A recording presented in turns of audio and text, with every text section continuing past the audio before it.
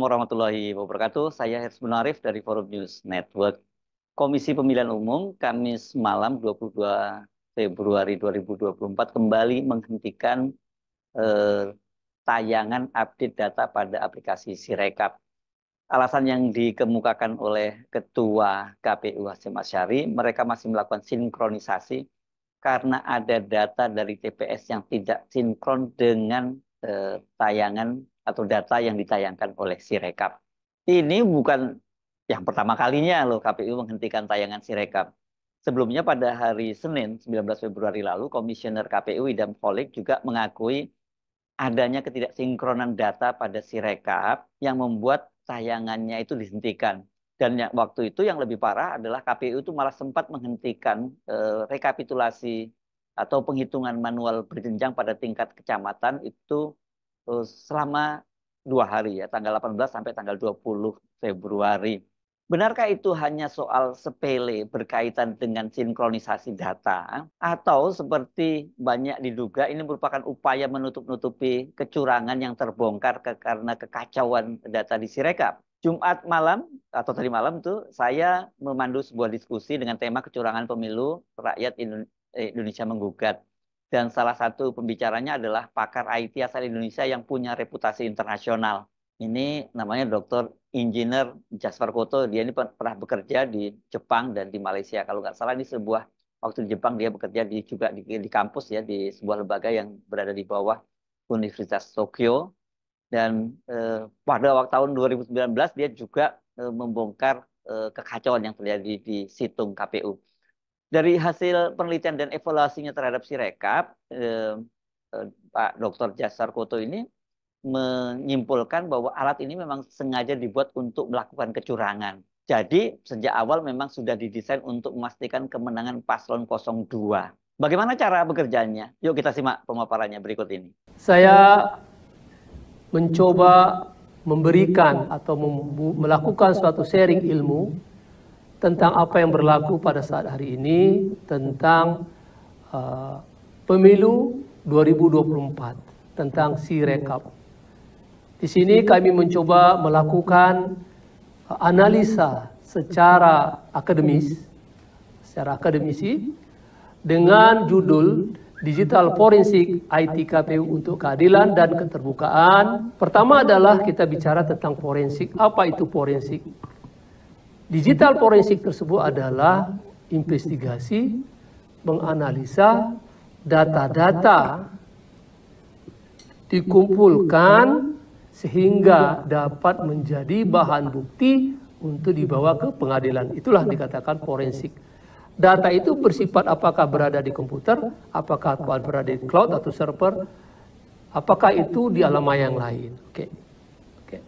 Di sini sebelum kita memulainya, di forensik IT kita harus melakukan 3 step dahulu. Pertama, data yang kita kumpulkan adalah data sebelum kejadian, data saat kejadian, dan itu data ke depannya setelah. Jadi sebelum, saat pemilu, dan setelah pemilu.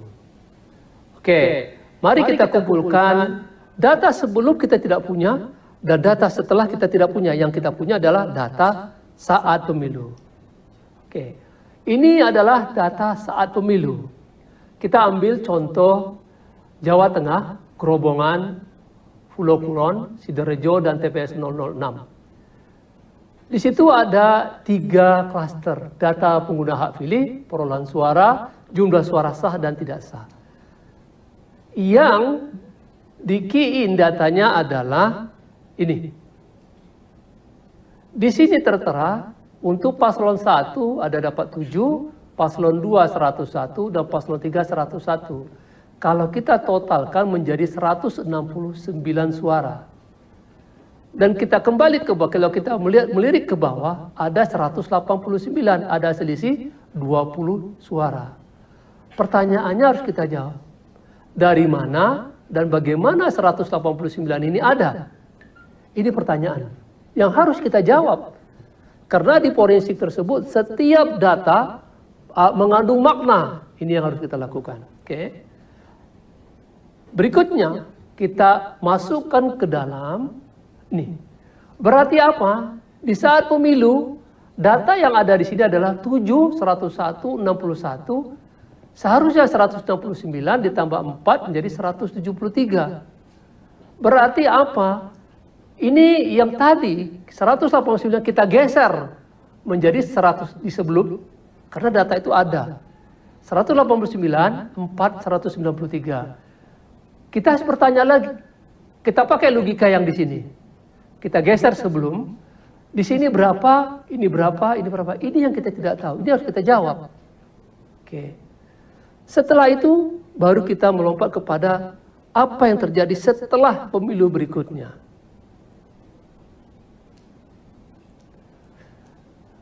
Di tanggal 20 Februari 2024, 6 hari setelah pemilu, data website tersebut direvisi. Di sini menjadi 7, 121, 61. Kalau kita jumlahkan benar, 189 tambah 4, 193. Ini data yang benar. Oke, untuk kebenaran data ini, kita masuk kepada si pleno. Kita cek dia. Di sini 7, 121, 61. Berarti data yang di atas itu benar. Oke. Setelah itu apa yang kita lakukan? Kita letakkan di sini 7, 121, 61 di sini. Pertanyaannya, ini sama dengan yang di sini. Apa artinya? Ini bisa sama dengan yang di sini. Jadi, kembali ke pertanyaan kita sekarang, pertanyaan kita, dari mana dan bagaimana 189 ini ada, dia berada dari angka ini, 7, 121, dan 61. Artinya, data di Sirekap tersebut sudah 3 kali mengalami proses perubahan. Ini proses pertama, yang ini proses pertama. Ketika saat pemilu, ini proses kedua dimasukkan. Oke. Seharusnya 169 yang ada 189. Apa maksudnya di sini? Berarti apa? Di daerah sini, di daerah bawah itu di lock, dikunci, tidak boleh berubah. Itu di lock. Dan ketika setelah direvisi, kita temukan begini. Jadi sebelum pemilu, saat pemilu terjadi, dan setelah pemilu terjadi. Jadi di Sirekap tersebut ada 3 kali perubahan angka yang terjadi di Sirekap. Kami di depan layar tersebut, di depan layar ini kita boleh melihat bahwa ada satu aplikasi yang telah dikembangkan oleh instansi Indonesia yang diberi nama Election Simulation Using Artificial Intelligence Based Random Algorithm, yang arti Indonesia simulasi pemilu menggunakan artificial intelligence berbasis random algoritma. Oke. Di awal tadi kita sudah membahas mengambil satu TPS yang berada di Jawa Tengah, Kerobongan, Fulukulon, TPS 6 kalau tidak salah. Di situ ada terjadi kerancuan, kita bertanya di mana angka 189 itu datang gitu loh, beradanya. Kok tiba-tiba nongol? Dan kita sudah mengambil satu kesimpulan, dia ada ketika sudah disetting. Oke. Mari kita lihat di layar kita. Ini adalah situasi di mana sebelum pemilu. Apa artinya? Seandainya saya sudah buat satu simulasi terlebih dahulu tentang semua yang ada TPS. Sebuah simulasi dulu. Oke. Tadi kita sudah berhipotesis, membuat satu hipotesis. Oke. Ini TPS 6, 7, 121, 61, 4 menjadi 193. Ini tepat istilahnya sama dengan apa yang ada di screenshot di tanggal 16 Februari yang kita ambil. Oke. Di skenario ini sebelum itu ada lagi terjadi penggelembungan suara yang terjadi paslon 2 katanya, yang terjadi banyak isunya. Itu harus kita masukkan juga dalam skenario ini. Oke. Di sini kita letakkan paslon 2 target kita untuk kemenangan. Setelah itu bergulir lagi, kemenangan itu satu putaran. Kalau satu putaran harus 50%. Kita set up lagi target kemenangan 51%. Oke, berarti apa? Kondisi, term dan kondisi kita sudah set up kan. Sekarang tinggal kita memainkan bagaimana itu terjadi. Sama tidak apa yang terjadi dengan yang ada di lapangan. Oke, tadi TPS 6. TPS 6 ya, TPS 6. Paslon 1 dapat tadi 7. Paslon 2 dapatnya 101. Paslon 3 61. Dan suara yang tidak sah 4. Oke, ingat ini 193. Sekarang kita sudah setupkan dia harus menang, tetap menang menjadi 50%. 1% untuk paslon 2. Kita lihat di sini, ini kita sudah setupkan di sini nih. Kita setup dari awal, paslon 2 ini pasti menang gitu. Kita menangkan dia gitu loh. Apapun angka yang masuk, itu pasti paslon 2 yang menang gitu loh. Oke. Artinya kita buat simulasi. Oke, kita lihat di paslon di TPS 6, 7, 101, 61, 4, 173.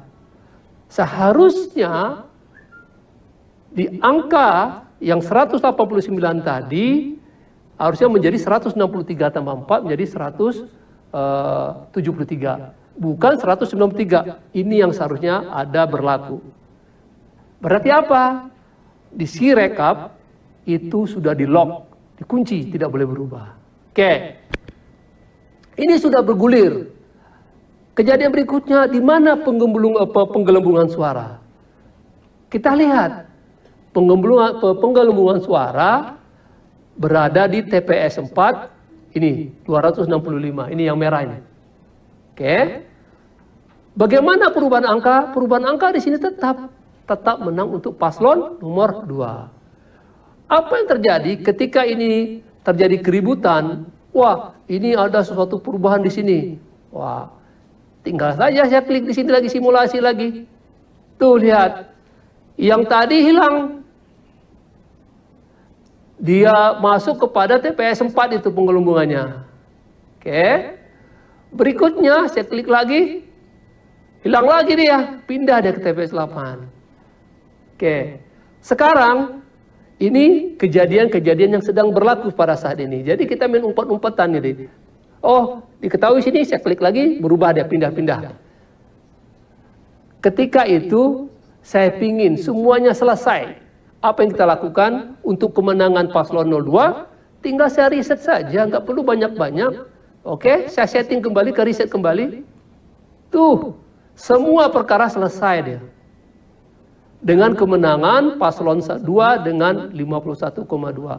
Di sini tidak ada lagi kata yang mengatakan bahwa ada penggelembungan suara, nggak ada. Selesai semua. Apa artinya di sini? Artinya adalah terjadi 3 kali perubahan angka di dalam Sirekap. Di setting sebelum, saat pemilu berubah 1 kali lagi, itu berarti sudah 2 kali angka yang terjadi. Berikutnya di akhir di reset kembali menjadi dikembalikan ke awal, menanglah paslon 2. Inilah kira-kira hipotesis yang terjadi di Sirekap. Untuk kebenaran ini mungkin pihak pengembang yang lebih mengetahui, silahkan mari sama-sama kita membuka diri. Kembali tadi bahwa kita ingin pemilu ini dilakukan secara jujur dan berkeadilan. Supaya ini tidak terjadi hal-hal yang negatif, mari sama-sama kita junjung keadilan ini, mari sama-sama keterbukaan dan keadilan kita lakukan. Wabillahi taufiq, assalamualaikum warahmatullahi wabarakatuh. Tadi yang Anda sampaikan tadi itu ya, itu data-data itu tadi sebenarnya juga bisa digunakan ya nanti oleh teman-teman dari Pansus ya. Dan dari data yang Anda lakukan tadi itu, Anda meyakini betul bahwa memang itu sudah di set up sejak awal atau itu hanya berdasarkan menurut Anda logika apanya? Logika IT-nya seperti itu? Di sini kita dari institusi kita ya, sebagai akademisi, pertama kita harus mengecek dulu datanya dari mana. Data yang kita gunakan itu adalah data dari KPU itu sendiri.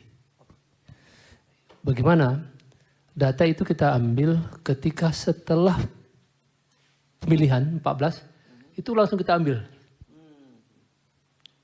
Nah, sebelum terjadi huru hara kita ambil dulu. Kita ambil. Nah, kenapa? Sudah diantisipasi ini ya, bakal terjadi huru hara ya. Karena belajar dari 2019. Oh, iya. Nah, di situ tuh kenanya. Jadi kita ambil dulu Pak. Karena kita sudah berpikir begini, ini belajar dari, ini tidak menuduh, tetapi adalah hipotesis, pengalaman sebelumnya mengajarkan sesuatu, ini yang sangat penting ini. Saya melihat bahwa begini, dari akademisi, kita bukan saya, kita tim lah dari akademisi itu melihat, kok semua quick count itu jumlahnya hampir sama. Itu harus sebagai orang IT, apalagi dia forensik, itu bertanya harus tanya terus tajam itu. Angka menunjukkan sesuatu cerita di balik itu. Kalau orang forensik bercerita, melihat angka itu dia tuh ada cerita di balik itu gitu loh. Tidak sebesar angka, itu kalau berpikir forensik apa ya. Ini pasti cerita, ada sesuatu yang dimakna di baliknya. Kok semuanya sama? Gak mungkin. Itu pertanyaannya pasti kalau orang forensik bertanya, gak mungkin itu pasti ada. Itu paling kita tonjolkan. Pertama. Setelah itu dari mana datanya diambil? Kok mungkin sama? Berarti sumbernya sama. Itu kesimpulannya itu gitu loh. Ketika 14 itu kita sudah ngambil dulu Pak. Nah, ini kenapa di forensik itu harus kita ambil tracing time itu harus penting itu. Data itu kan berubah. Kita ambil. Dari KPU sendiri kita ambil. Kita diam, kita ambil. Jadi data itu kita kumpulkan. Begitu terjadi huru hara, itu kita kejar lagi. Di mana TPS yang berhuru hara itu? Kita kejar Pak. Itu kita tracing itu data itu. Sampai sekarang ini KPU kalau nggak salah itu dihentikan ya. Shutdown katanya. Cleaning kan? Di cleaning kalau nggak salah di cleaning ya. Dibersihkan 2 hari. Dibersihkan 2 hari katanya. Kalau orang IT mengatakan cleaning itu ada makna tersirat di belakangnya. Tapi kita kan tidak bisa menuduh. Kita kan bicara IT, apalagi cara forensik. Ini berarti ada cerita di belakangnya. Disitulah data itu kita olah Pak. Dari data itulah baru kita buat hipotesis. Nah, contoh tadi kan satu TPS tuh. Itu ada ratus ribuan TPS kita tracing.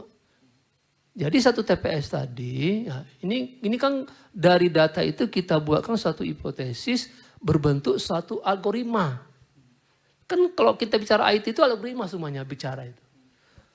Kenapa angka ini muncul sendirinya, dia sendiri tegak gitu loh. Itu pasti gak ada datang dari mana gitu loh. Itu kita pertanyakan Pak. Setiap angka pasti kita tanya satu-satu dari mana. Oh, yang dirubah kan ini, variabel yang dirubah kan ini. Kenapa ini datang gitu loh. Kan gak mungkin tiba-tiba datang sendiri gitu loh. Pasti ada dari mana datangnya. Itu kita tracing dulu. Baru kita baca logikanya di belakang. Setelah itu perubahan ke depan apa? Oh berarti kita, makanya tadi itu Pak. Berarti apa kesimpulannya? Data ini adalah standing di situ. Seperti orang itu berdiri aja dari awal situ. Nggak berubah-ubah dia. Kita, berubah. Makanya kita lihat tadi sebelum, saat, dan setelah. Di saat pemilu dia sama, ada kan di bawah itu sama kan. Ketika selesai sama juga. Berarti apa? Sebelum pasti sama dong. Kan nggak mungkin kalau kita ambil dari atas kembali, nggak mungkin dia ada di situ. Secara logika IT nggak mungkin ada. Berarti dia datang itu dari sebelum setengah nih, baru kita kembalikan gitu loh Pak. Ini ada kaitannya dengan 54 juta DPT yang ganda itu tidak? Kira-kira. Kalau itu kita tidak bisa pastikan ke situ Pak.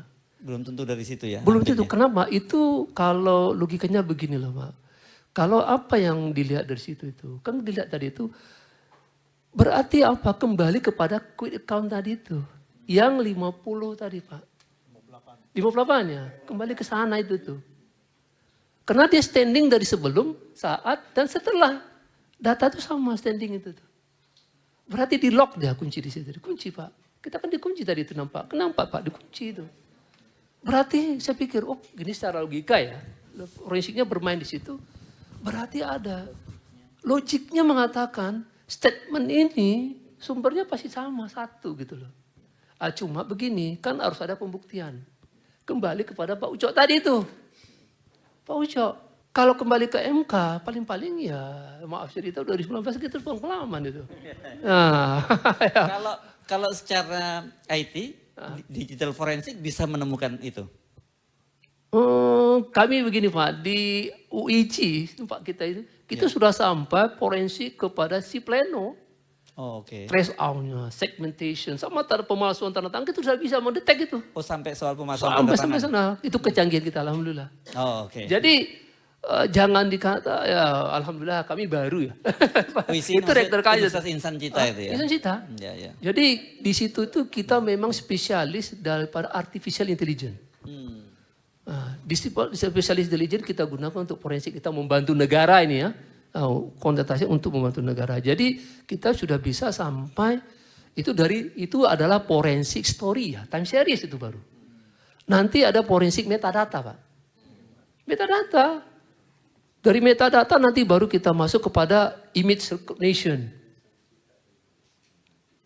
Image recognition itu menggambarkan, contohnya nih, ketika itu misalnya contoh nih, kita berlima sepakat menduplikasi. Saya tanda tangan gini. Kalau dilihat kasat mata nggak kelihatan Pak. Tapi begitu saya masuk forensik, saya nampak tuh Pak, ini dibuat di mana? Artinya apa? Apakah di luar, apakah di dalam? Contoh ini ada cahaya ini. Cahaya nih. Begitu saya tanda tangan sesuatu sini, begitu saya masukkan ini, saya akan dapat tuh cahaya dari sebelah sini. Ini nggak mungkin matahari. Pasti dalam ruangan. Tapi itu pembuktian itu kan perlu lagi wewenang dari Pak Angket itu. Makanya saya dari segi IT, kalau boleh DPR golkan aja hak angket ini. Dari sini baru kita buka semua di situ. Begitu pembuktian tadi, karena ini baru hipotesis, tapi secara logika masuk kan. Kenapa? Hipotesis ini kita buat. Tapi tanpa pembuktian dari simulasi kembali kan nggak mungkin. Harus kita simulasikan kembali. Istilahnya begini loh Pak dalam eksperimen. Ini hipotesis. Kita buat eksperimen kan. Pembuktian hipotesis kan eksperimen. Untuk pembuktian lebih besar lagi ke lapangan. Nah ke lapangan itulah kita minta anti DPR untuk angket tersebut. Begitu Pak. Jadi kalau diberi kewenangan oleh DPR dan diberi akses itu mungkin dilakukan di digital forensik untuk mencari penyimpangan-penyimpangan yang dilakukan itu. Insya Allah mungkin sekali. Mungkin sekali. Ya? Mungkin sekali. Meskipun katakanlah sekarang mereka mencoba menghilangkan jejak digitalnya begitu. Enggak bisa Pak. Jejak digital enggak bisa. Enggak bisa. Enggak bisa. Enggak bisa. Itu enggak bisa. Ketangkep pasti kalau diberi wewenang misalnya gini. Ya. Contohnya misalnya DPR bilang. Ya. Dipanggil itu KPU. Buka semua katanya. Itu berhubungan ke server Pak. Nggak mungkin orang server itu dia menghilang. Oh nanti rekodnya itu di dunia lagi. Oh. Meskipun servernya disebutkan di Singapura dan di Cina. Oh bisa. Bisa kita lakukan. Insya Allah bisa Pak. Itu yang tapi ada legalitas dari pemerintah. Ada pemerintah mengatakan harus begini. Orang sana harus buka Pak. Karena apa? Dia kan berhubungan ke internasional. Nggak mungkin. Kalau tidak track record mereka jatuh. Jadi kepercayaan image dunia turun. Sekarang ini untuk itu mungkin seharusnya ini hak angket ini digulirkan betul. IT bekerja. Bagaimana itu nanti itu ya saya yakin loh Indonesia ini punya orang IT yang banyak, yang pintar-pintar, yang jujur masih banyak gitu loh. Oke, mantap. Oke, terima kasih Pak Jaswar Koto ya. Ini saya cuma memberikan keyakinan aja untuk apakah itu dilakukan. Jadi apa yang bisa kita simpulkan bahwa dengan hak angket ini bergulir itu sebenarnya bisa membuka semua kotak Pandoranya begitu ya. Kotak Pandora kecurangan pemilu 2024 ya. Oke. Bisa Pak, jadi mungkin saya tambah. Hak angket ini kan memberi legalitas sebenarnya. Kan kita kan perlu legalitas Pak.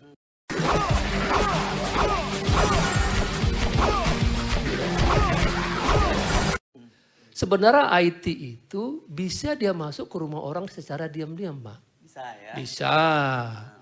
Dia bisa menerobos masuk semungkin ya orang yang pernah komando ya, tentara komando kan biasa kan diam-diam itu. Kan nggak kalau masuk komando ketahuan kan nggak, itu bukan komando namanya, itu kan gitu ya Pak ya. Nggak mungkin. Jadi dia bisa masuk secara individualis, kita bisa melakukan. Hacker itu ya istilahnya. Bukan cracker, Pak. Cracker. Kalau cracker merusak dia. Kalau Iya, hacker oh. hanya menghack saja. Iya. Cracker gitu loh, kita masuk. Kita bisa masuk. Cuma kan legalitasnya nggak ada. Kita kan pikir legalitas di sini. Kalau legalitas kita lebih leluasa, kita betul-betul melihatnya secara terbuka. Gitu lah kira-kira. Oke. Pemaparan dari Dr. Insinyur Jaswar Koto tadi sangat gamblang dan dia menyatakan siap bila diminta oleh panitia hak angket DPR untuk memaparkan temuannya. Nah, karena ini ranahnya ranah ilmu pengetahuan atau ranah pakar-pakar IT, silahkan kalau ada pakar IT KPU atau bahkan pakar IT pendukung pemerintah untuk membantahnya. Bila itu terjadi kan ini akan sangat menarik dan penting bagi pembelajaran publik. Sekaligus kita bisa mendapat kepastian siapa sebenarnya yang curang dan siapa yang menyebarkan hoax. Kan seperti biasa setiap kali ada data-data yang kritis seperti ini, termasuk dari pakar IT, itu dengan mudah KPU atau pemerintah menyatakan bahwa itu adalah hoax. Dengan diadu, apalagi forum umum dan kemudian jadi panitia hak angket nanti di pansus hak angket, kita akan bisa memastikan siapa yang curang dan siapa sebenarnya yang menebar hoax. Saya Hersbun Arif dari Forum News Network. Sampai jumpa lagi. Assalamualaikum warahmatullahi wabarakatuh.